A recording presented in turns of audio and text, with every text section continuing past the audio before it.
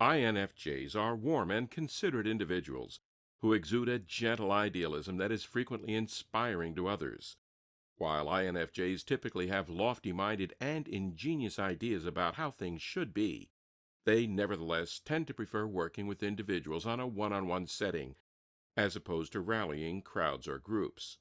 In this way, INFJs are often different from ENFJs, who are better suited to effect social change on a mass scale by influencing not the opinions of specific individuals, but the opinions of society as a whole. In conversation, INFJs tend to be somewhat reticent and slow to open up around people who are not yet their intimates. On the other hand, they are very good at getting other people to open up and can even make them comfortable enough to confide sentiments to the INFJ that they hardly knew they had. And for this reason, many people in the INFJ's life come to view them as an enigmatic and kind presence. However, once an INFJ has accepted someone as a genuine conversation partner and feels secure in their presence, the INFJ will tend to talk at length and with a passionate enthusiasm about the subjects that interest them. While INFJs may normally appear reserved and even a bit aloof in conversation, it is when these prerequisites are in place that the INFJ starts to share their innermost thoughts. It is typically in such situations that the INFJ will reveal their sensitive and personable nature, becoming enthusiastic and animated in their presentation, and revealing a holistic approach to the subject matter that is unlike that of NT types. More often than not, INFJs will have an intellectual side, and their reasoning tends to be well developed. However, INFJs are rarely interested in understanding logical relations and the mechanical properties of objects in a vacuum. They prefer to know that what they do is meaningful to others, if not to specific individuals in a concrete way, then at least to humanity in the abstract. INFJs can become deeply devoted to their intellectual pursuits and meanderings. Often they will seek to immerse themselves completely in their topic of interest, convinced that there is a higher unity to be found between seemingly dichotomous entities such as observation and action, subject and object, free will and determinism, and humanity and nature, and that it is the discernment of this unity that will hold the key to understanding the subject in full.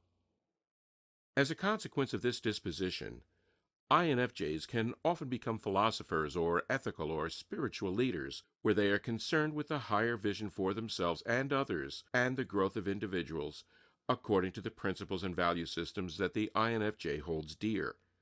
Because their enthusiasm is genuine, the INFJ will often have an easy time inspiring others to get behind their vision and to join forces with the INFJ in their pursuit of common goals.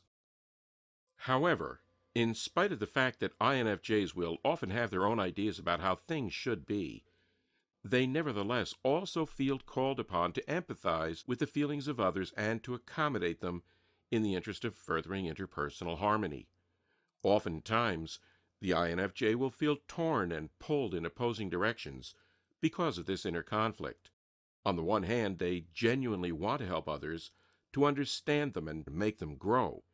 But on the other hand, they also long to turn their own ideas into reality, even if those ideas may go against the immediate and short-term wishes of others.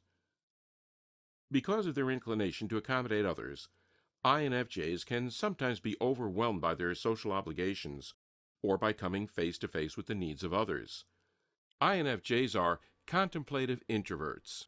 They need time by themselves to reflect, plan, and think through their course of action on a given matter. If they are deprived of such opportunities, INFJs may all too easily end up sacrificing themselves in order to accommodate the needs of the group. While INFJs tend to like socializing and often take a sincere interest in other people, they can nevertheless come to feel drained if they are taking in too much of the wishes of others without paying an equal amount of attention to their own needs. In this manner, INFJs will often work well in roles such as counselor, guide, or advisor, where they can naturally balance the time spent with others with time spent catering to their own ideas. Overall, INFJs tend to be both excellent problem solvers and indispensable aids to others. They tend to dislike confrontation and are often uniquely receptive to how stalemates or impasses can be avoided by adding up opposing positions to form a greater whole.